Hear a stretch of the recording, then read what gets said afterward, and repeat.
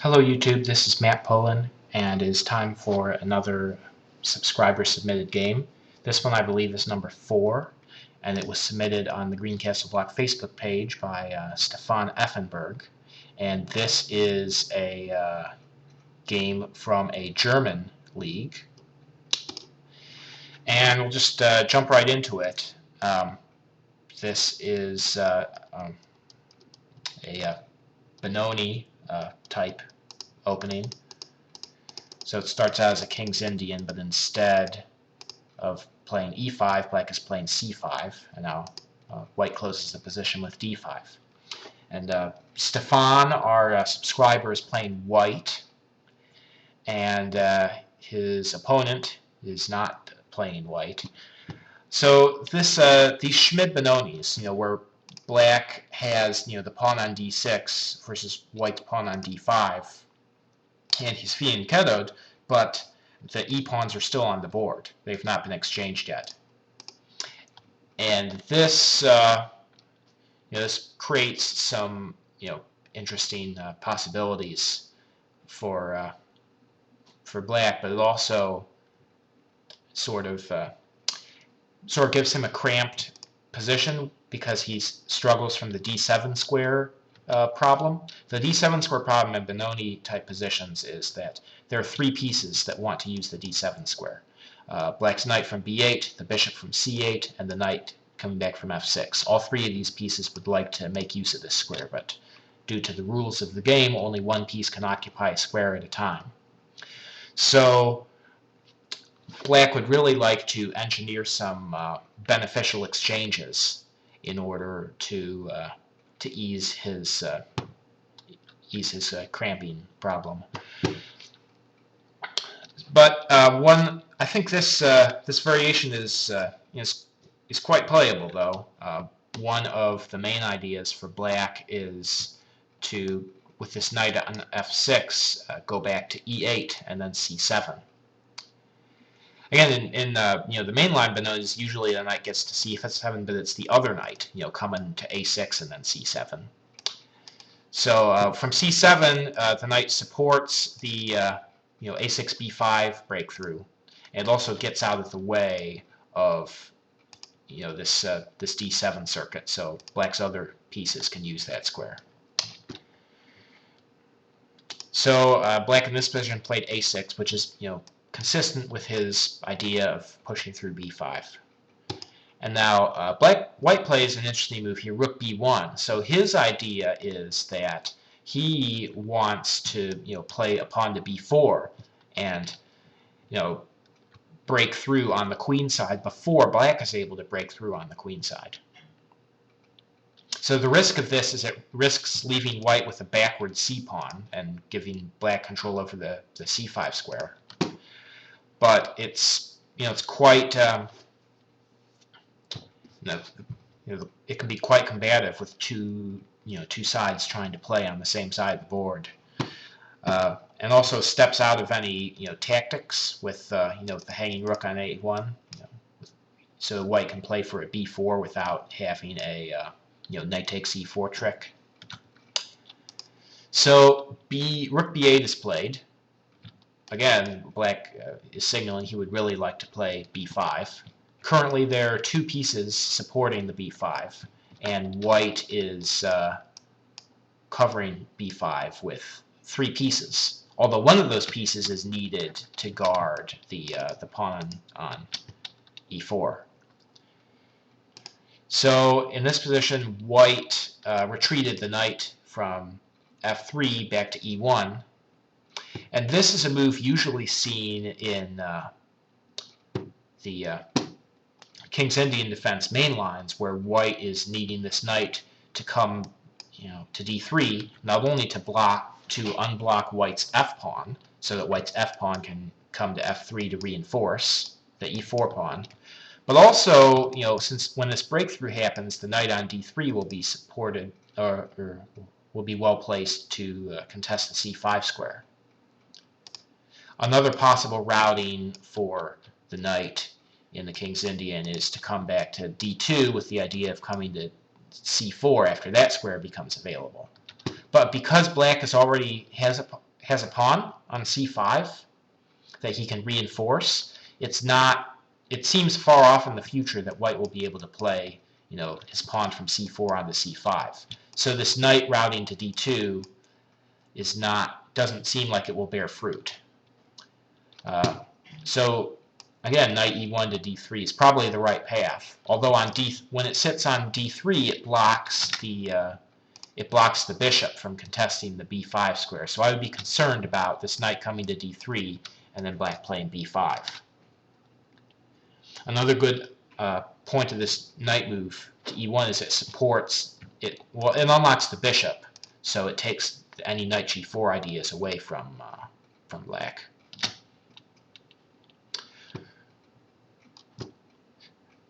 So I don't know, like if white were going to play b4 and then black would play knight, black were going to play knight from f6 to g4, hitting the c3 knight, and then bring the knight from g4 back to e5. This type of thing would be prevented by knight e1. So black now reroutes his knight, so his knight is going to e8 and presumably to c7, where it will support the b5. So bishop e3, white gets out another piece, again a piece which contests the c5 square. And now black makes an interesting decision in that he plays e5. Now e5, he's saying, I want to close the center, and I'm going to roll forward with my kingside pawns. Pawn to f5, pawn to f4, and all these pawns come rushing forward. The rook comes to f7, the bishop comes to f8, this rook slides over, and then black just tries to punch open holes on white's kingside and win. The drawback of this, it's kind of, it blocks in the bishop, so the bishop on g7 is no longer really a piece that's playing in the game.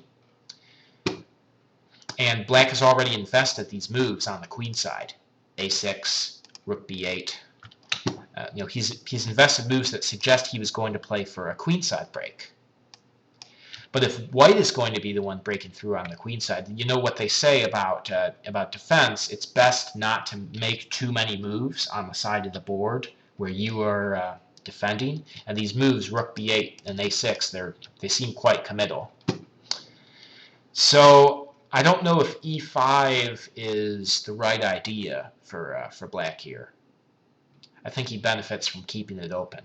And again, it's taking here would be an error, because of f takes, and now there's no way for white, because where white's pieces are placed, there's no real way for him to attack black's weaknesses, and this bishop is all of a sudden a very effective piece on g7. So white definitely wants to keep it closed, and he plays knight d3.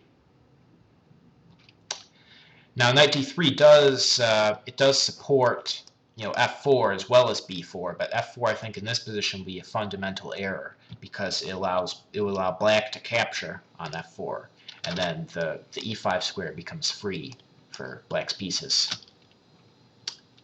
No, instead the knight in d3 is played again to get another guy supporting the c5 square. So white is definitely going to play b4 and c5.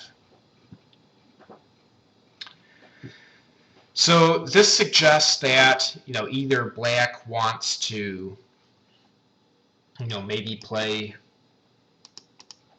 a5 here to force white to spend another tempo to get in b4, and then these a pawns become a part of the exchange, so black won't get left with a weak a pawn. But still, if black were going to do that, he should have left his rook on a8. And he's giving up the b5 square for white's knight, but this isn't really a big deal in this position. So in the game, black continued with his King's Indian stereotypical plan with f5. I think because of the fact that this knight on d3 is hampering the bishop from contesting b5. I think b5 is worth a look here. Striking out on the queen side. Certainly, white does not want to allow this to be closed. Because if something like this happens, then f5, and it's going to take way too much work for white to open up the queen side, and black is going to attack on the king side, with stereotypical King's Indian moves like in the game. But it just seems like only black can really hope to win in this type of position. So certainly white does not want to allow this pawn to get to b4. So say white exchanges here. And now, see, maybe white can take advantage of this bishop hitting. So like if knight takes there and takes with the discovered attack. So if something like this, then I don't know. I think white looks to have some pretty good chances because of the queenside pawns. I mean, even though this bishop is doing a good job on the long diagonal, there's really nothing there for it to aim at. Wait, I think there's a problem with this though, because if after knight takes b5, black doesn't take the knight. He plays c4, and this is hitting the knight on d3, and it also cuts off the bishop from defending the knight on b5. So essentially black is attacking two pieces. So yeah, this is I don't know here. Takes and this, and yeah, this. I mean, it's got some initiative, I guess, but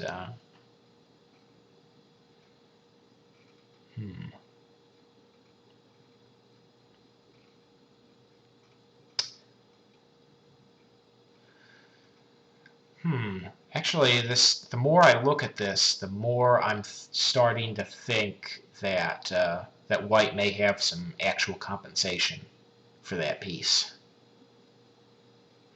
Now he's got the two connected pawns on the queen side, and black's pieces. I mean, black has a lot of pieces, but they're kind of disjointed at the moment, and these two bishops seem well placed to support the queen side advance. So maybe this was a possibility, for white to take twice on b5. So that's an interesting variation. In the game, f5 was played, and then white played this pawn to f3, which allows the bishop to drop back to f2. So then these moves happened. Again, all this is like the King's Indian defense main line with rook f7, where black is going to play the bishop to f8 to support the c5 square, and then swing this rook over. And now b4, just without any preparation. No need for pawn to a3 first. So this begs the question: what if black just takes here? I think maybe just rook takes.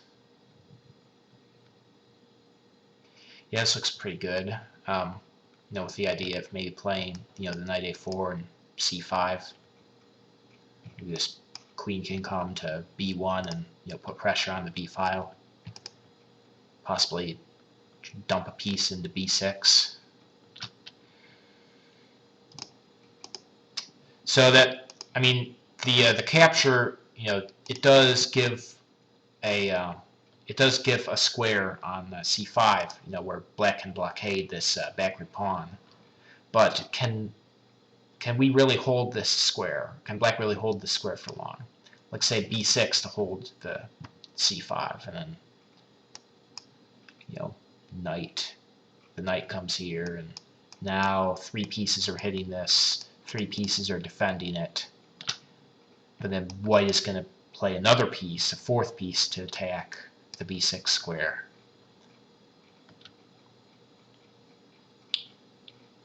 So yeah, I think that the c5 square would ultimately not be too big a problem for white in that line.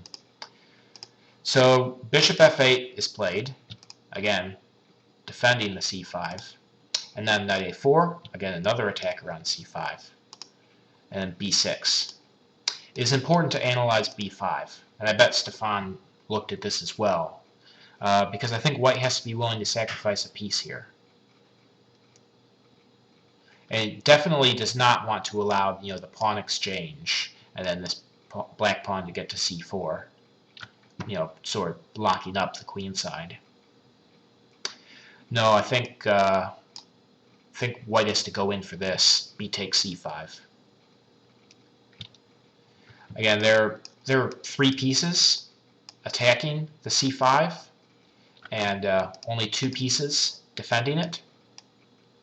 So if black captures back, with d takes c, then just knight takes c, removing this knight from emprise and winning a pawn. So black must take the knight then. And now I think it's tempting just to remove this knight from play, force it to go back to b8 with rook takes, and then possibly c6 with a great looking pawn chain. Again, black has an extra piece, but white clearly has a spatial advantage in the center. I mean, he's going to play pawn to c5 and then clobber this pawn on d6, and after the pawn d6 falls, there will be 2 connected passed pawns in the center. And it's difficult to imagine black launching a kind of a successful attack where white is so dominant in the center and can open it up. Seemingly it will. So again, this knight on b8 is kind of a misfit because this pawn is taking white's pawns are taking away its natural development. I mean, black can try a5, knight a6. I think white is going to get in c5 first. Also, just queen takes a4 is possible. So yeah, that was an important line where black plays b5 as opposed to b6. So white has to be prepared to sacrifice there. So black plays the seemingly solid b6 move. So how many guys are protecting the c5 square? See, 1, 2, 3, 4. And how many are attacking? 1, 2, 3, 4. However, one of black's defenders can be distracted. This knight on d7 is also protecting the rook. So what happened in the game is b takes c, rook takes rook, knight takes. And now, this knight on the rim, comes back into the action. Knight a takes c5. Again, a bold sacrifice, but, very much a justification of the previous play. Now, after d takes, knight takes, there's already 2 connected passed pawns in the center. Virtually all of black's pieces are on the back rank, and this rook on f7 is attacked. And after this knight retreats, the knight will be hitting the f4 and the c5, and also just freeing the way for this pawn to advance to e6. So already this looks like quite a promising attack for white. So rook g7 was played. Rook, I have to wonder, if that's really the best defense. Could black have done better maybe by playing his rook to the open file, as opposed to just trying to get behind the king side and push forward? It's possible. I think still white would play knight to d3. But I think white is just doing very, very well here. In the game, rook g7 happened, and then knight d3, knight d7 to guard this. and then e5. Again, if black had one more move, I think he would be better, because he'd be able to play this bishop to d6 and then blockade with the bishop on e5. So white's pawn mass would not have been mobile. He would have blockaded on the dark squares. But no, e5, and now white has mobile pawns. So it's very scary. Queen g5. Again, queen g5 turns out to be nothing. But it's hard to see what else to do. White is threatening e6, and then after this knight moves, takes on c5. Or it probably takes with knight, because you don't want to walk into any queen b6 pins after the exchange. So queen g5, again, vaguely hoping for some kind of bishop h3 nonsense, maybe. But no, after e6, it's hard for black to imagine doing anything. And after knight e5, knight takes. So this knight coming to e4, with tempo, attacking the black queen, and then followed just by advancing the pawn mass, becomes a very strong-looking plan. Which black just allowed that by moving the queen back, but I mean, this doesn't really look like it's much better either, because now there's no dark square bishop, so there's absolutely nothing stopping the advance of the pawns. Whereas before, if black had a dark square bishop, at least there's some hope of trying to get some kind of a blockade on the dark squares. But no, the exchange of bishops here would be very good for white.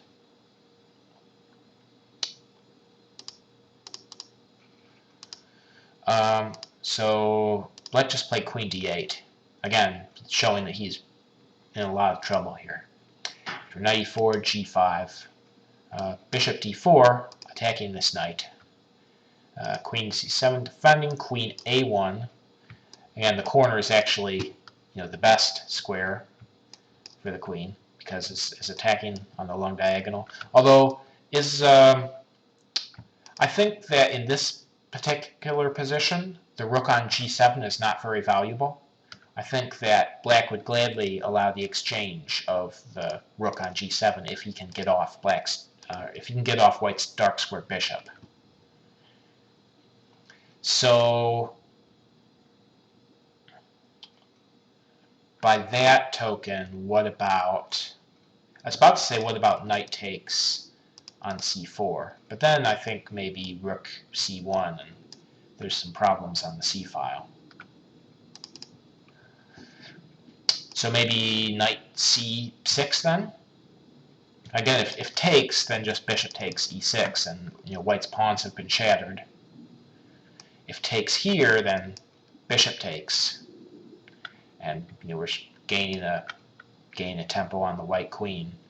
And there are possibilities now that white no longer has a dark square bishop. There are possibilities of being able to blockade these pawns. So, I'm not sure. I think after knight c6, maybe knight f6 check. This forces knight takes, and now bishop takes. So, I mean, this gives white time to get the rooks get the rook behind the pawns and do some kind of a push. Although I also have this check here.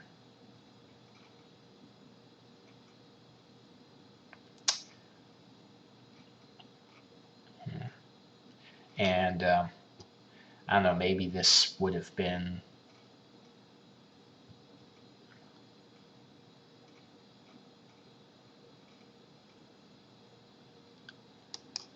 maybe this would have been better. Still looks bad.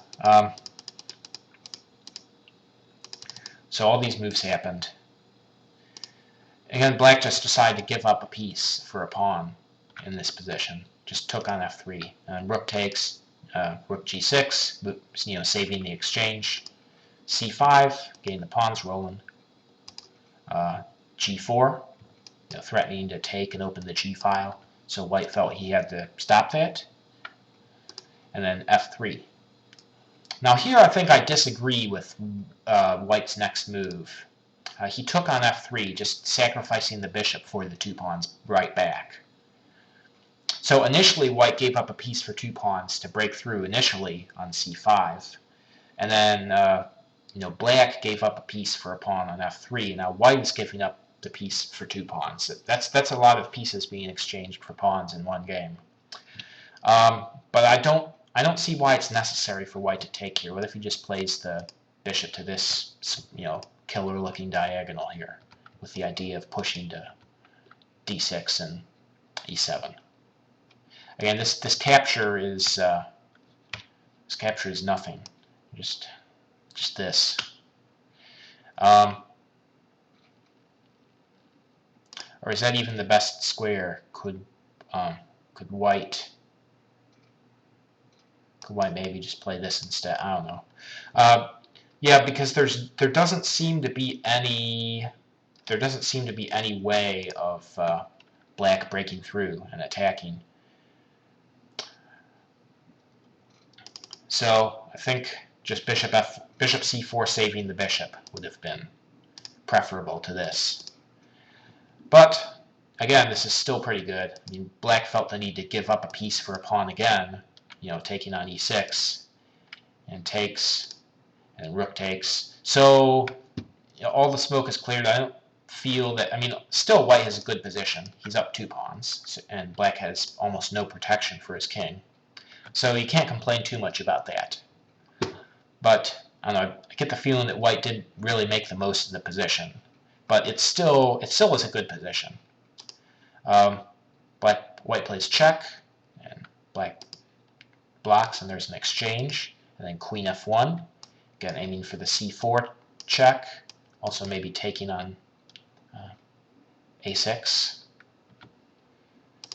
So black plays queen b7, attacking the knight, guarding a6, queen c4 check, knight check, knight f7 check, and h4.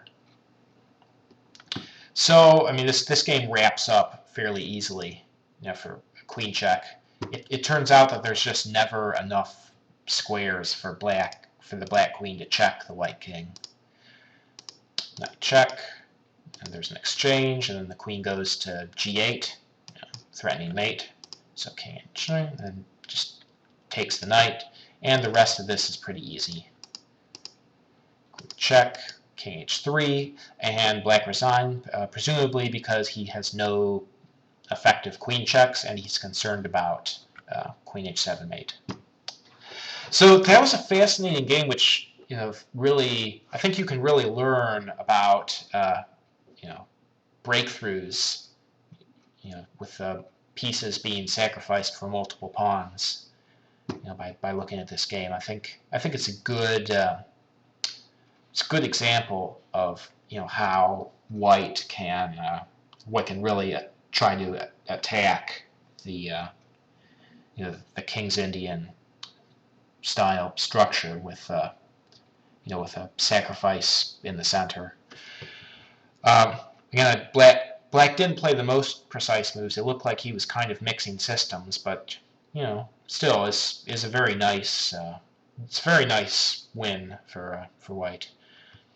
Well, thank you, YouTube, and have a good one.